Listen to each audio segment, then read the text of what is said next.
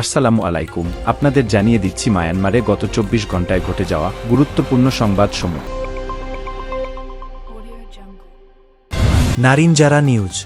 আরাকানের রাজধানী সিত্তোয়ের উপকণ্ঠে বাইনফিউ গ্রামে অভিযানের সময় জান্তা বাহিনী কমপক্ষে ৪০ জন আরাকানি লোককে হত্যা করা হয়েছে বলে সন্দেহ করা হচ্ছে, যা পূর্বে আকিয়াব নামে পরিচিত ছিল।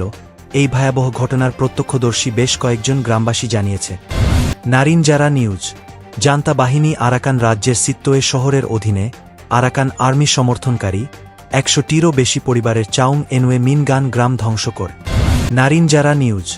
জান্তা বাহিনী রাখাইন রাজ্যের মংডু শহরের অন্তর্গত অংমায়াবাউদি গ্রামের ৬ জন বাসিন্দাকে ৩টি অস্ত্রসহ গ্রেপ্তার করেছে, যা মেইতেই কাথে জনগণের কাছ থেকে নিয়েছিল। Development media group. দক্ষিণ আরাকান রাজ্যের থান্ডোয়ে টাউনশিপে ১ মাসেরও বেশি সময় ধরে লড়াই চলছে, যেহেতু আরাকান আর্মি ১৩ এপ্রিল সেখানে জান্তা অবস্থানগুলিতে আক্রমণ শুরু করেছিল। বাসিন্দারা বলছেন যে সংঘর্ষে নিহত জান্তা সৈন্যদের অন্তত ৪০ জনের মৃতদেহ পেয়েছেন।